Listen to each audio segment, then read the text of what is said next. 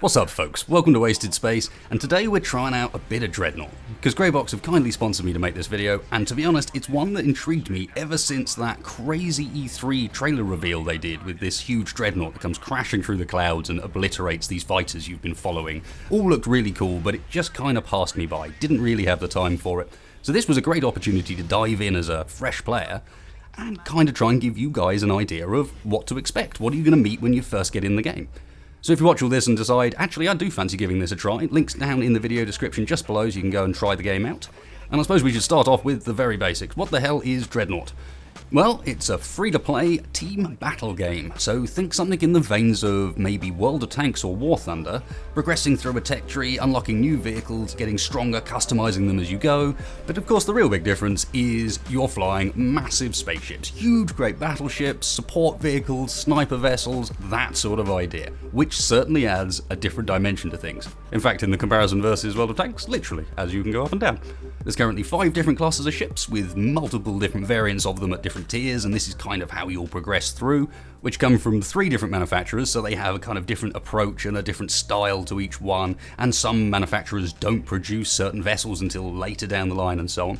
And you're going to be battling it out in teams, potentially in a squad with friends, on a selection of different maps that are both in space and down on the ground. So you've got a pretty wide variety of different maps going on, and you get that sort of interesting terrain set up as well.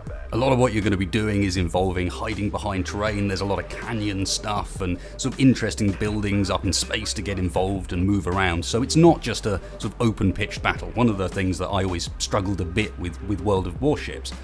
And then there's also a selection of different game modes with team deathmatch and team elimination, and then 2 that are kind of a bit more unique, one of which is an onslaught mode, which I'll talk about a bit later on, and then we've got proving grounds, and that's a great place to start because that's going to be your first experience when you get into the game. Aside from playing through a short tutorial section, which will lead you into proving grounds at the end of it, having taught you a bit about the controls and so on, proving grounds is where you're going to start your time in Dreadnought, and is a team battle against AI on a couple of different maps, trying to get you familiar with the game, which I really like as a starting point. One of the things I personally struggle with when I'm first starting a game is that I'm a bit of a wimp. So I don't like sticking myself into a PvP game immediately and feeling like I'm letting my team down because I'm that useless, which I will be to start off with. I'm sure most people will be to start off with. So this approach gives you this ability to kind of ease yourself in, knowing that in reality it's a comp stomp. You're not really being judged. You're not really going to take your team apart if you do something stupid and wrong. And so you'll spend a few games going through the proving grounds and deciding which one of the 5 classes is you want. And I suppose now's a great time to talk about those 5 classes, because to begin with you'll actually start off with 4 of them. From a selection of different manufacturers, you'll have access to the Dreadnought, the massive, great, biggest of the cruisers that is basically the game's tank for all intents and purposes. You'll have access to a tactical cruiser, which is essentially the game's healers, and to be honest, probably my favourite class so far actually. You'll have access to an artillery cruiser, which is the game's snipers, and then you'll have access to one of the destroyers, which are kind of a middle of the ground. Think medium tank from World of Tanks. It's a bit tough, it's got good firepower, it's got good maneuverability, and is a really good place for a new player to start. The Agosta, which is the one you kick off with, is a nice rounded ship, which is not going to punish you too hard for doing things a bit wrong. Unlike, say, the Sniper, which can get caught out really easily, or the one class you're missing from the starting point, the Corvette. And these are very light, very maneuverable, but also very weak and kind of vulnerable smaller craft that can only fire forwards and are kind of supposed to be a bit more of a close range brawler that stabs in and then disappears. And I think this is probably why they don't give you one to begin with, because they look really cool, but they're kind of hard to play right. So I can imagine new players diving straight in for one of those. You're probably going to give yourself a bit of a tough time. Once you've kind of got an idea of which one of the ships looks like the one you want to kick off with, and you may well want to pick a couple here because sometimes you're going to want to change up your layout as you get into the battle. You'll notice you can actually take in a fleet of ships, but you're only ever going to use one of them at a time. And this is so that you can create a bit of a balance with your team. Not so important in the proving grounds, of course, up against the AI, which is not that good. but going to be really helpful when you come up against real players, because of course what you don't want is a team with a load of snipers and no healer, for example. There's got to be a bit of balance there. And I personally found that once I'd started trying some of the other ones, I nailed on the sniper to begin with. I was like, no, I want to play the sniper. And I had a load of fun with it, did pretty well with it. But as soon as I started trying the other ones out, I actually found out that the one I didn't think I'd like, the healing class, the tactical cruiser, is really good fun in Dreadnought. So definitely have a play around with the different classes when you're early game, still messing around in the proving grounds. And as you're doing this, you'll be earning experience for the ships you're flying, and also the ones that are in your fleet but don't actually get flown earn a little bit of experience as well, so it's nice to be able to keep leveling kind of everything at once. And spending that experience on improving your vessels, which to begin with have a very limited research tree, and then that opens up much wider once you go beyond tier 2 and you start getting options for your loadout. And also following a career progression. So you're a recruit to begin with, you only have access to the recruit matches, which is up to tier 2, but also has other benefits. The idea is that's a pool of slightly newer players, but also it doesn't cost you so much to actually play. There's no maintenance costs in the recruit battles, whereas, as I understand it, once you go into veteran, you start paying to repair your fleet when you lose. And then once you've fully researched a vessel, you get access to whatever the next tier is above it, which isn't necessarily the same vessel type as the one you've got. Normally you have an option that's the same as the one you've just been using but better, the next tier up, and then sometimes it'll branch off and maybe it'll give you access to tactical cruisers, or maybe, as I mentioned earlier, it'll give you access to the Corvette. And after not too much time, to be honest, you end up unlocking the veteran battle so you can go up to the higher tier ships. You probably won't have any yet, mind. There's definitely a limiting factor early game of just earning enough money to be able to buy the stuff you're unlocking, because you can't just research it, you've also got to buy the thing and fit it onto your ship in order to go forwards, or buy the new ship you've just unlocked. But that leads me kind of neatly onto what the actual gameplay is like. What do I think of actually playing the game? Because of course this grind is all well and good, new ships are all well and good, customization is all well and good, and you can do plenty of that with skins and decals and all sorts of bits and bobs, some of which admittedly, this is a similar model to World of Tanks, are premium items, so real cash items. Also works on that same basis of you can buy an elite subscription, which is the equivalent of sort of a premium subscription where you subscribe every X number of days, and that gives you bonus experience and bonus gold per battle, 100% of each, and a little bit of a bonus for your squad as well, which is kind of nice. I haven't been playing with that yet. I felt it would be kind of disingenuous to just throw money at the game and skip past all this stuff. And I haven't felt particularly held back by how fast I'm gaining experience or money, really. I've played for about 6 hours so far, I'm decent distance through tier 2, and I haven't felt at any point like I didn't want to just go back in again and play another battle to get the gold I needed. But of course I've only got up to tier 2, so what tier 3 and tier 4 end up being like, I don't know, but I can imagine it's gonna get a more difficult process to unlock stuff, it's gonna be a bit more grindy as you get later game. That's kind of how all of these games work. Wouldn't be surprised in the slightest to see that being the kind of trend here too. But when it comes to the actual in-game, we're in a fight gameplay, I'm having a ton of fun with this, more so than I really expected.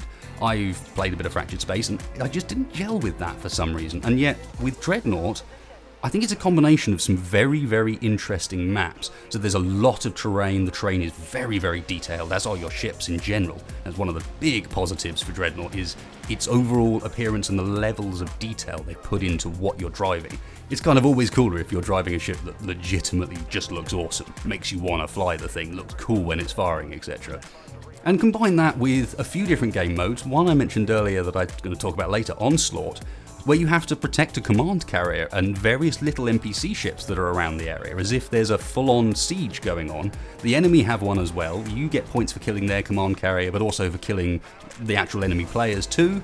Kind of the command carrier is the real goal, because they're quite hard to kill and you get loads of points for doing so, and it's kind of protect your carrier, which is moving around and stuff, while they kind of try and kill it, but also you've got to do the same thing to them. It's got this nice sort of dual priority gameplay to it, where you kind of want to be doing two things at once, but it also tends to play out as much more of a team versus team. You feel people stick together, they try and protect their command carriers and so on. So I'm having a lot of fun in that mode.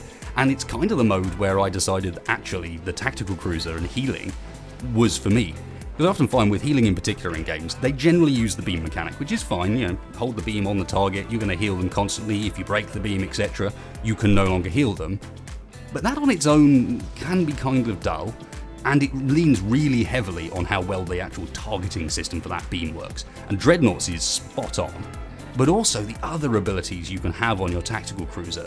I dropped these heal pods, which just radiate a sort of healing area. They pulse with healing constantly. And it makes you want to kind of see those opportunities where you see, oh, my fleet's bunching up there. Let me get in there and give them the support. Maybe I want to dive out in front of a load of people and then pop my amplify beams and one that basically activates these little beams all over the ship that heal anything nearby.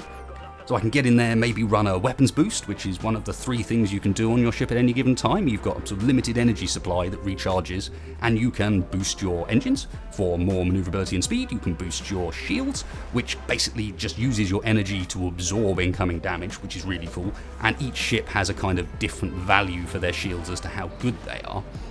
Or you can use it to buff up your weapons, which for the healer actually works really nicely. You heal super fast when you're doing that, and it becomes very hard to get down a target that's being focused by a healer and kind of just encourages a sort of cooperative gameplay so far.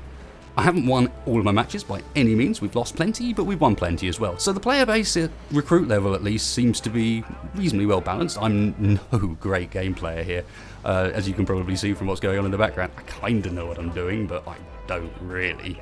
And sometimes I get taken to the cleaners, sometimes not, but I'd never felt particularly like I was just hammed into a corner and I had no chance at all. The matchmaking also was relatively quick. Most I think we waited was for about 3 minutes, and do take into account that some of my games were with a friend playing with me. My brother was playing with me for a lot of this, and that means that you've got the kind of the squad matchmaking thing going on, which always does add a bit of a complication in the mix, maybe take a bit longer. Sniper gameplay is also kind of fun because you are so fragile and so easy to just get caught out. If you're not paying attention, the corvettes will tear you apart, as I mentioned.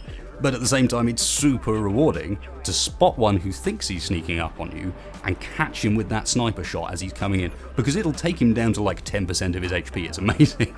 Really good fun. I haven't played much on the Corvette. My brother does, and he loves it. Really kind of enjoys that, I don't know, hit and run gameplay style. I don't think that one's for me, but definitely an effective role if nothing else. And as I understand it, later game, the Corvettes are really quite strong, really quite a good one to play if you can nail that gameplay style. And then the big uns are, of course, the big uns. It's always enjoyable to be floating around in an enormous Dreadnought, huge great cannons. The destroyers eventually get a ram ability, which just looks amazing. It's not one I've had a chance to try yet, but basically you can like power up and ram through someone to finish it off. I mean, how cool is that? Why not, to be honest? Who cares if it makes any sense from a kind of physics perspective? Gameplay for the win. So I'm enjoying myself so far. What I am going to do is keep playing this for a little while, come back with an update to this. I think I might play a little bit more squad games, try and get a bit further through the game, and then see what it's like once you're past the early game, the intro bit. Because the intro bit for me has been very fun, and I imagine it would be quite enjoyable for a lot of people. But these games don't just hang on that intro section. I haven't legitimately experienced the game properly yet, so there will be a follow-up where I come back and talk about what the endgame's like and ways in which I think it can improve, because there's definitely a few bits where you go, you know, there could be more there. Not a bad start, but flesh it out a bit. And if there's one thing I've always got to mention, where's the colorblind mode, guys? Your enemy ships are like a pale red colour, and then your friendly ships are like a pale green colour, and there's no colorblind mode for red-green colorblind people. I struggled through. It was fun. I am here to represent the colorblind majority. Here's Wasted Space. Well, I hope you enjoyed this one, guys. Bit of a rambling info on my experience with Dreadnought so far. I am going to come back, as I said, with an update as far as what it's like if you actually have the premium, what it's like when you get later game, how grindy does it get, all that sort of stuff. May even do a bit of community stuff with Armco as well, if that's at all possible, don't know yet. But if you did enjoy it, please hit the like button, really does help me in the channel out. If you didn't like it, dislike button's right next door, by all means hammer away on that. And otherwise, I'll catch you for the next one, which won't be Dreadnought, but that'll be soon. See ya!